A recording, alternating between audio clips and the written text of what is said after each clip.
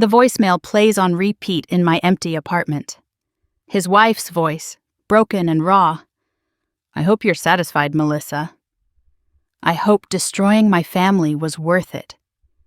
My kids cry themselves to sleep asking where Daddy went. Was it worth it? Was feeling special for 5 minutes worth ruining 4 lives? I've listened to it 47 times since she left it 3 weeks ago. Each time I tell myself I'll delete it. Each time I save it instead. Maybe I keep it as punishment. Maybe I keep it because it's the only proof left that any of it was real. My therapist says I have a pattern. She's right, of course. This wasn't my first time, just my worst. But sitting here in my studio apartment in Philadelphia, surrounded by the wreckage of what I've done, I can trace exactly how I got here. How I went from being Melissa the marketing manager to Melissa the homewrecker. How I convinced myself that what I was doing was about love, when really it was about something much uglier. It started 14 months ago at a conference in Chicago. I was 31, recently promoted, and desperately lonely in that way that successful single women aren't supposed to admit. My last relationship had ended 2 years prior when my ex-fiancé decided he loved his coworker more than me. The irony of what I would become isn't lost on me now. The conference was standard corporate fare. Boring presentations, overpriced hotel coffee, forced networking events where everyone pretended to care about each other's business cards. I was standing by the bar during the opening mixer, already planning my escape, when he approached. "You look as thrilled to be here as I am," he said, gesturing to the crowd with his beer bottle. I turned and saw him properly for the first time. Nathan, 41, silver creeping into his dark hair, laugh lines that suggested he actually knew how to enjoy life. He wore his wedding ring openly, no attempt to hide it. That should have been my cue to walk away. Instead, it made me feel safe. Married men were safe. They couldn't hurt you the way single men could. "That obvious?" I replied, letting myself smile. "Only to a fellow sufferer." Nathan Walsh, VP of Strategic Development at Morrison Tech. He held out his hand. No sleazy overtones, just professional friendliness. "Melissa Grant, Marketing Director at Pinnacle Solutions." His handshake was firm, warm. I held on a fraction too long. We spent the rest of the mixer talking by the bar. He told me about his work, his recent promotion, the challenges of managing a remote team, safe topics, professional topics. He mentioned his wife twice, casual references that seemed natural, not forced. Lauren was a pediatrician. They lived in Pittsburgh, only a 2-hour drive from Philly. He showed me a photo on his phone of his family at the beach. Lauren was beautiful in an approachable way. Their kids were 8 and 11. The picture radiated the kind of happiness that made my chest ache.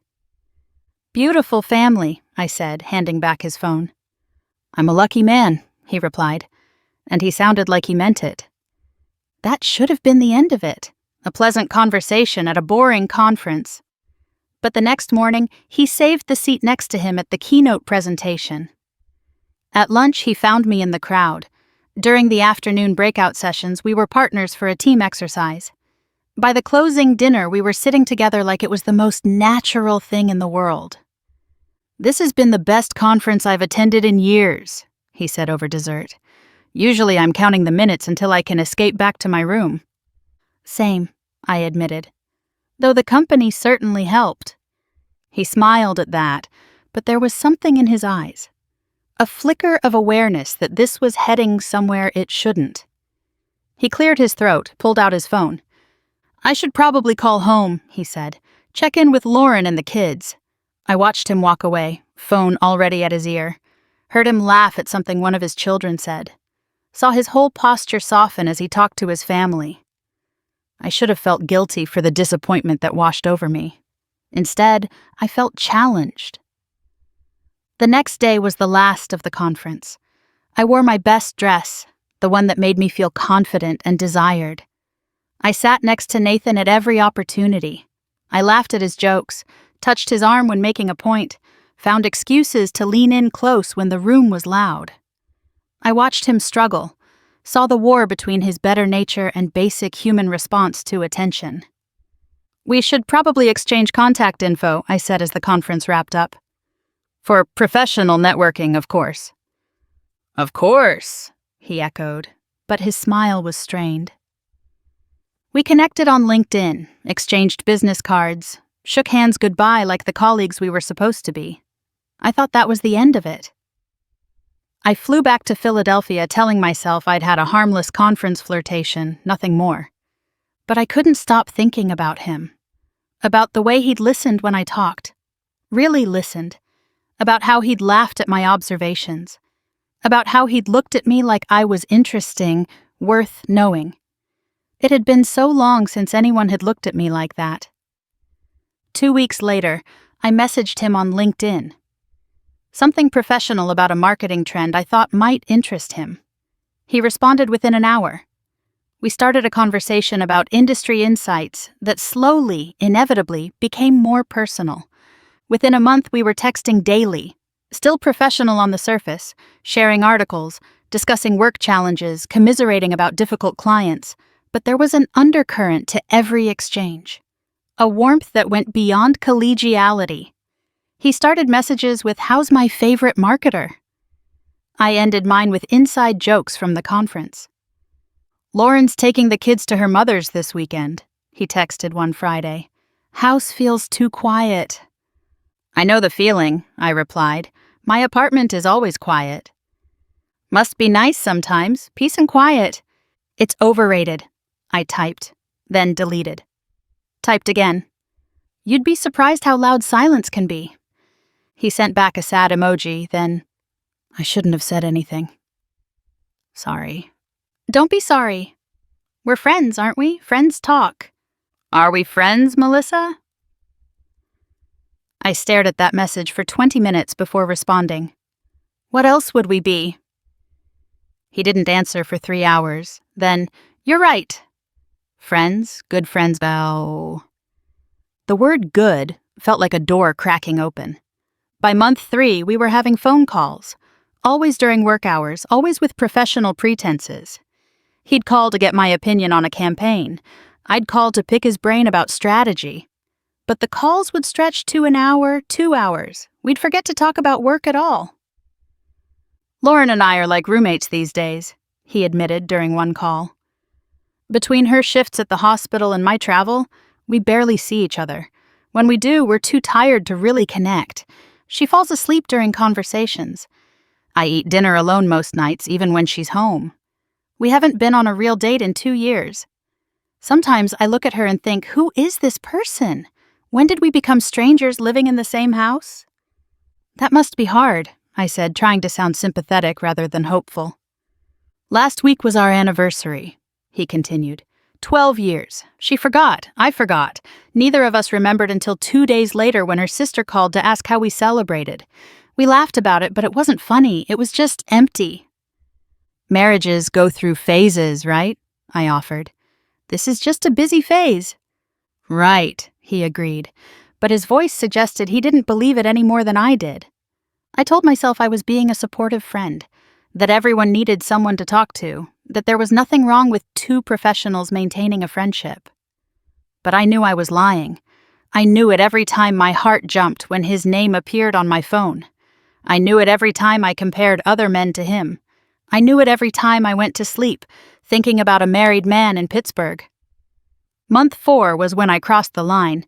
Nathan was coming to Philadelphia for a client meeting. He texted me 2 weeks in advance. "I'll be in your city next Thursday. Want to grab dinner? Would be nice to catch up in person." My hands shook as I typed back. "Would love to." I spent those 2 weeks in a fever of anticipation. Bought a new dress, got my hair done. Told myself it was just dinner with a friend. Told myself even as I made reservations at a restaurant known for its intimate atmosphere. Told myself even as I chose a place within walking distance of my apartment. He looked tired when I met him at the restaurant. The silver in his hair had spread, and there were new lines around his eyes. But when he saw me, his whole face lit up. "Melissa," he said, and my name sounded like a relief in his mouth. "Hi, Nathan." We hugged, held on too long. When we pulled apart, neither of us acknowledged it. Dinner was dangerous from the start. The dim lighting, the wine, the months of built-up tension. We fell into conversation like we'd never been apart, but everything felt charged. When our knees touched under the table, neither of us moved away. When he poured me more wine, his fingers brushed mine on the glass. "I've missed this," he said after the second bottle. "Missed you?" Is that wrong to say? "Probably," I admitted, "but I've missed you too." He paid the check despite my protests. We walked out into the Philadelphia night, and I should have said goodbye then. Should have put him in a cab back to his hotel. Instead, I heard myself saying, "Want to see my place? It's just around the corner." He hesitated. I saw the struggle play across his face. Saw him think of Lauren, of his kids, of the ring on his finger. Saw the moment he pushed it all aside. "Just for a bit," he said. My apartment was nothing special. A one-bedroom in a decent building, decorated with the careful taste of someone trying to prove they had their life together.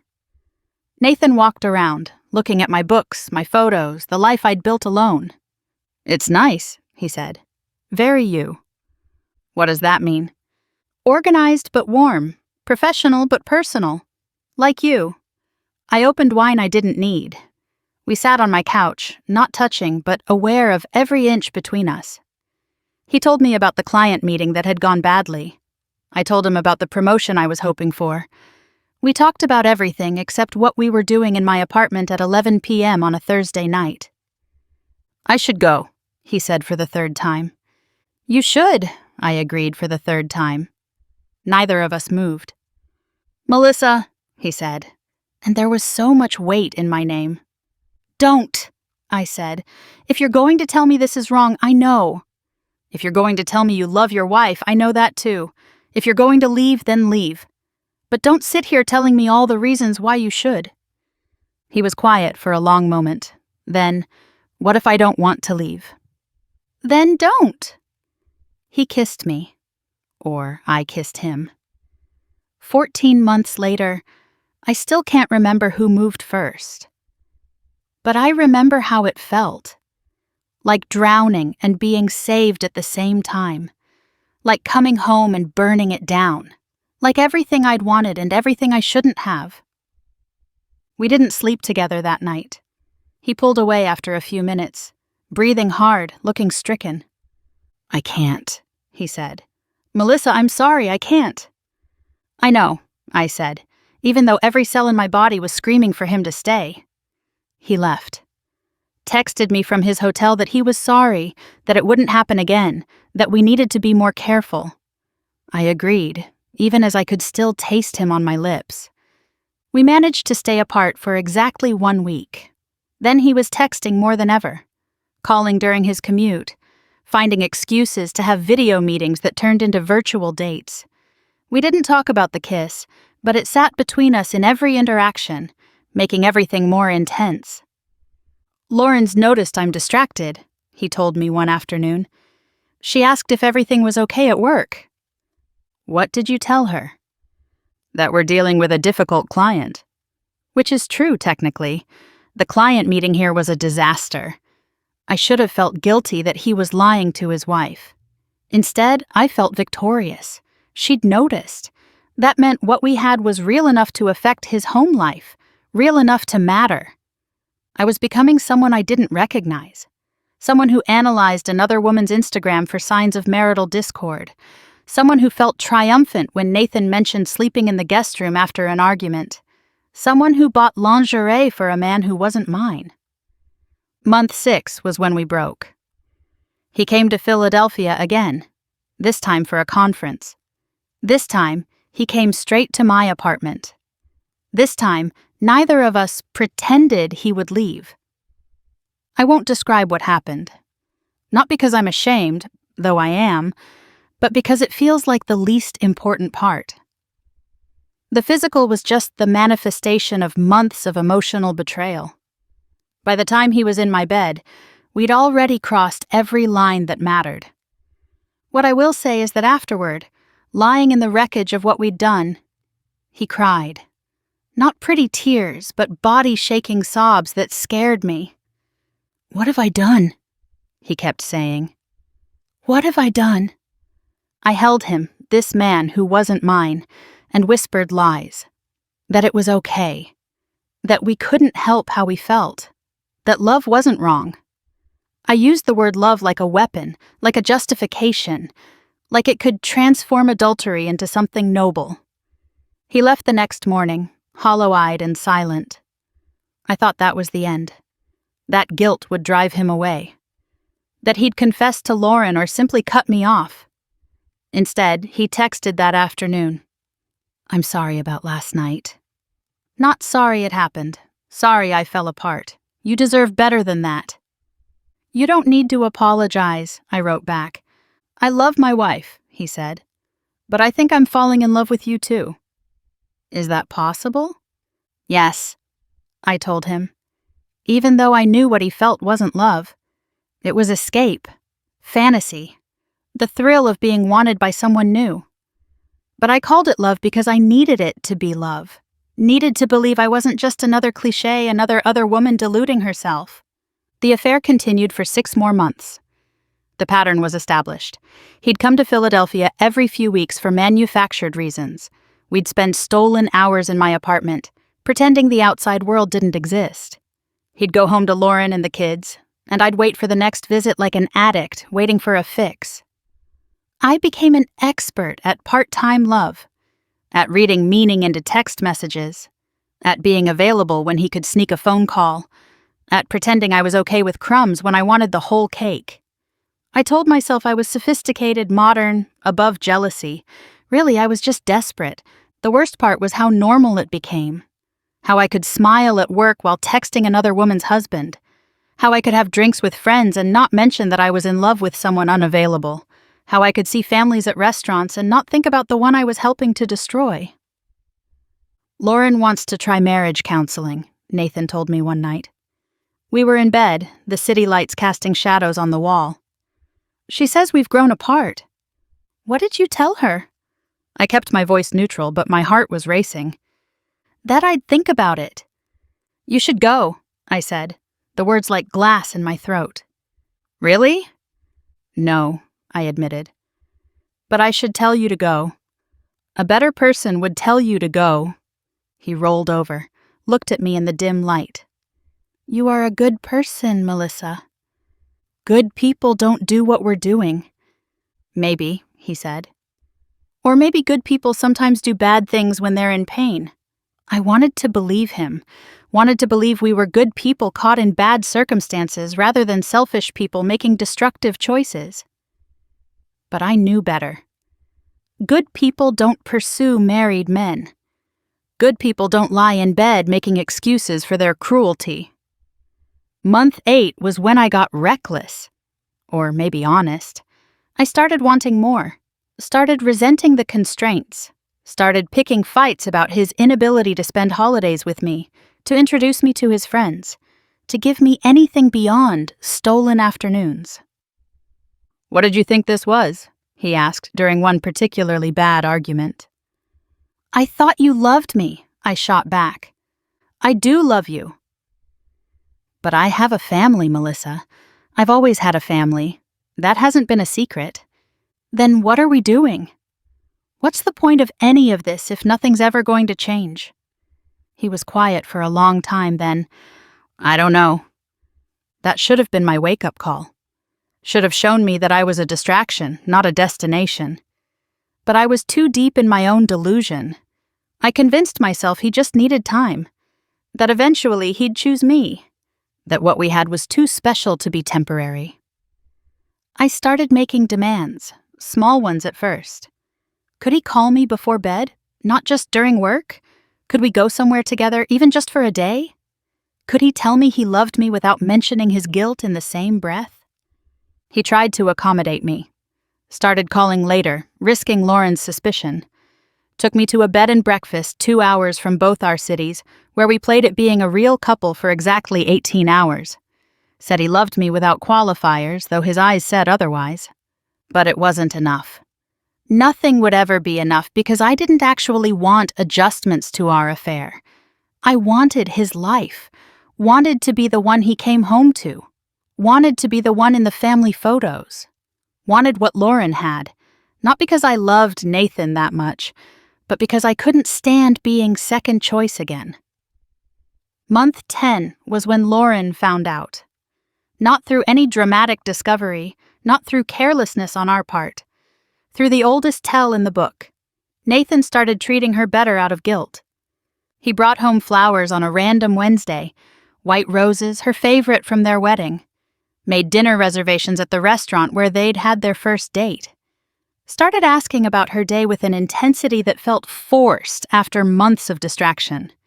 He even suggested they plan a vacation, just the two of them, something they hadn't done since before the kids. "He's different," she told her sister on a phone call Nathan overheard. "Too attentive. Like he's overcompensating. Yesterday he offered to pick up my dry cleaning. Nathan hasn't picked up my dry cleaning in 5 years, and the flowers? He looked guilty handing them to me. I think he's having an affair." Nathan called me in a panic. "She knows. She doesn't have proof, but she knows." "So tell her," I said. "Tell her the truth. End this limbo we're all living in." "I can't do that to her. To my kids." "But you can do this to me?" I was crying, ugly tears that made my face blotchy. "You can keep me on a string forever, waiting for scraps of your life? That's not what this is." "Then what is it, Nathan? Tell me what this is." "I don't know," he said again. Always the same answer when pushed for truth. Lauren hired a private investigator. Nathan found out from a friend who'd seen someone following him. We should have ended things then, should have recognized the universe giving us an exit ramp. Instead, we got more careful, met in different cities, used cash, communicated through apps that deleted messages, like criminals, like people who knew what they were doing was wrong but couldn't stop. The investigator got what he needed eventually. Photos of us entering a hotel in Baltimore, credit card records Nathan thought he'd hidden well enough, text messages recovered from a device he thought he'd wiped. Lauren had her proof, and she used it with surgical precision. She didn't confront Nathan immediately. Instead, she prepared. Saw a lawyer, moved money, documented everything. Told the children Daddy might need to live somewhere else soon because grown-ups sometimes grew apart. She was protecting her family while Nathan and I played house in hotel rooms. When she finally confronted him, she was calm. Nathan told me later it was the calm that destroyed him. Not anger or tears, just quiet statements of fact. She knew about me. She knew how long it had been going on. She knew about Philadelphia, about the hotels, about the lies. She had already filed for divorce. "I gave you everything," she told him. 13 years, 2 children, a home, my trust. And you threw it all away for what? Someone younger? Someone without stretch marks and responsibilities? Was it worth it, Nathan? He moved out that night. Showed up at my apartment with 2 suitcases and a broken expression. I should have been happy. I'd won, hadn't I? He was mine now. But looking at him in my doorway, displaced and devastated, I felt nothing but dread. Living together killed whatever fantasy we'd built. Without the secrecy, the stolen moments, the artificial intensity of an affair, we were just 2 people who didn't actually know each other. He was depressed, drinking too much, mourning his family. I was clingy, insecure, realizing that being chosen by default wasn't the same as being loved. He talked about Lauren constantly, how she was handling the kids, what she'd said through her lawyer, whether she was dating yet. He showed up for his custody weekends looking haunted and left looking worse.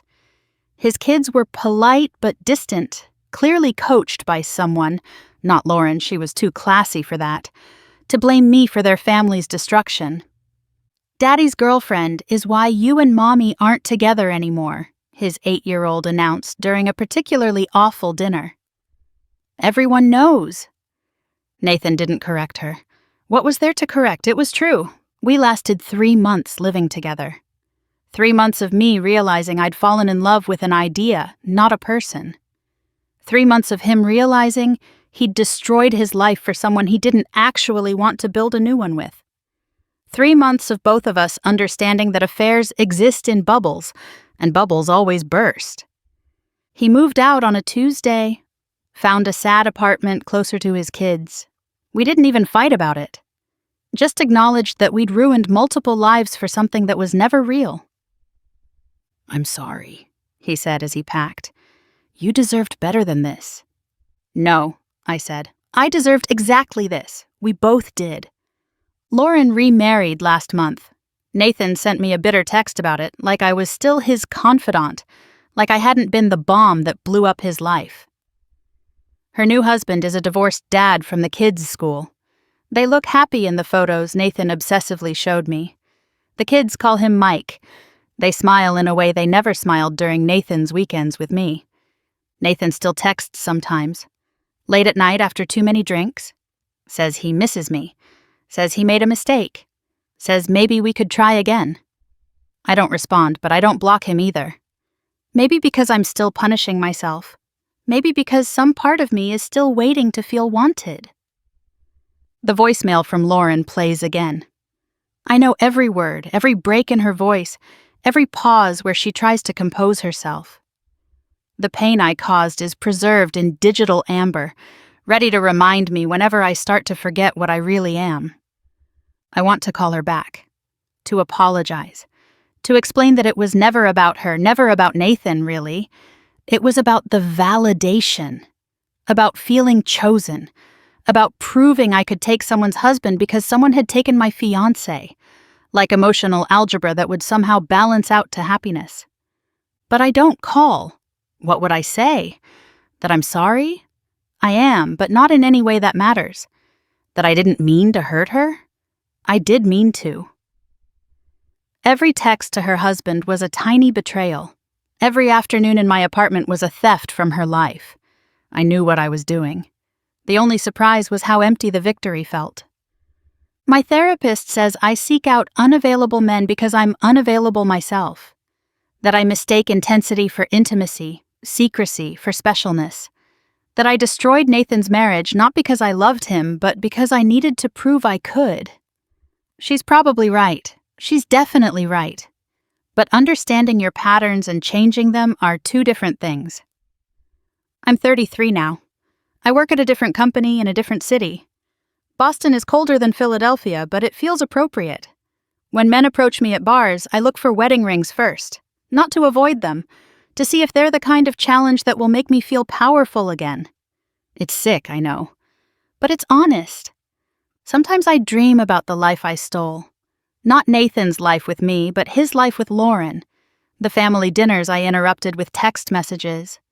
The weekend mornings I ruined with guilt. The trust I shattered for sport. I dream about their children, older now, probably in therapy talking about how their father's affair shaped their view of love. I did that. Me. The worst part is that I'd probably do it again. Not with Nathan. That particular destruction is complete. But with someone else's husband, someone else's family. Because I still crave that specific kind of validation.